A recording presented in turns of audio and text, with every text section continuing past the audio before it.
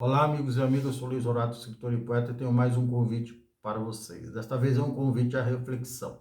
Se você é uma daquelas pessoas que acredita que o vírus foi criado artificialmente e disseminado também de forma deliberada, de forma premeditada para contaminar as pessoas com qualquer intuito maléfico, qualquer intuito de prejudicar um grupo de pessoas, uma nação, ou até reduzir, como alguns afirmam, reduzir a quantidade de pessoas no mundo, saiba que isso é totalmente desproposital, isso não faz o menor sentido do ponto de vista lógico, do ponto de vista científico, do ponto de vista antropológico ou de qualquer outro tipo de ponto de vista. Por quê? Primeiro, não é a primeira vez que um vírus ou uma bactéria, que também é igualmente contagiosa, as consequências da doença que ela desencadeia, provoca pandemia no mundo, entre os seres humanos. Já aconteceram isso inúmeras vezes, desde que passaram a ser registrados. Antes disso, pode ser que tenha acontecido mais vezes e o homem não tinha a menor ideia do que estava acontecendo, não tinha ciência para explicar, só tinha superstição, só tinha crendices. Então, falando em superstições e crendices, não é hora de resgatarmos superstições e crendices que há séculos já foram superadas pela pesquisa científica. Dito isso, eu quero reforçar também que não tem o menor sentido uma determinada nação, no caso a China, no caso do coronavírus, ou no caso da gripe suína lá de 2002, que começou no México, ou de outras gripes, o ebola, que começou na África, se eu não me engano, em 2006, que começou, eu digo, houve o primeiro contato e infecção de humanos, e obviamente desencadeou novos contágios através do contato entre pessoas. E teve outros e outros vírus, da gripe espanhola em 1918, que matou cerca de 5 milhões de pessoas.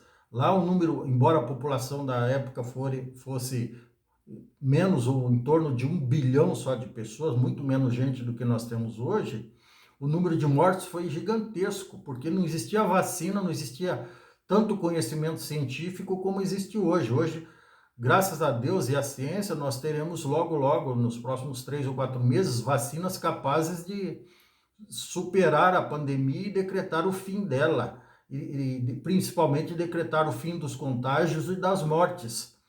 Mas o que é importante dizer mesmo, e o cerne do raciocínio de hoje, o convite à reflexão, é que todo mundo, todas as grandes empresas, as grandes instituições, os grandes países, os mais desenvolvidos, os mais ricos, até os mais pobres, todo mundo indistintamente, independente da pessoa ser rica, pobre ou classe média, corre o risco de contágio. Quer dizer que, no mau sentido, é uma doença democrática, ela não faz discriminação de ninguém, raça, cor, religião, é, grau de riqueza, poder econômico. Então, se está todo mundo perdendo com isso, por que seria interessante para um determinado país começar com a doença? Ora, se vocês não lembram, no final do ano passado, novembro, dezembro, os primeiros contaminados foram na cidade de Wuhan, na China. Se fizesse parte, se essa contaminação fizesse parte de uma trama do governo chinês para prejudicar um outro país, ele ia mandar o vírus, entregar em domicílio no outro país, fosse qual fosse na Rússia, nos Estados Unidos, na França, na Inglaterra, na Itália, no Paraguai, no Uruguai, na Argentina. Ele ia mandar entregar o pacote pronto e deixar contaminar aquele povo. Ele não ia ser surpreendido com contaminação dentro de casa, no próprio seio. Então, essas conjecturas, essas teorias da conspiração, elas ultrapassam o bizarrismo, ultrapassam o cúmulo do absurdo, não fazem o menor sentido. tá certo? O importante é que logo teremos várias vacinas à nossa disposição e todos nós vamos superar isso com inteligência, com seriedade, com respeito à ciência e principalmente com respeito a nós mesmos, aos nossos familiares, mantendo o distanciamento social, lavando as mãos com frequência e usando máscara. Enquanto não houver vacina, nós temos que continuar nos cuidando, porque é uma demonstração de amor para com nós mesmos e com nossos familiares. Não queira ser você, assim como milhares já foram, talvez milhões, o agente contagiador dentro do próprio seio familiar que acabou levando a vida, ceifando a vida do avô, da avó, da mãe, do pai, da irmã, da própria esposa, ou do próprio marido, ou dos filhos, e vice-versa.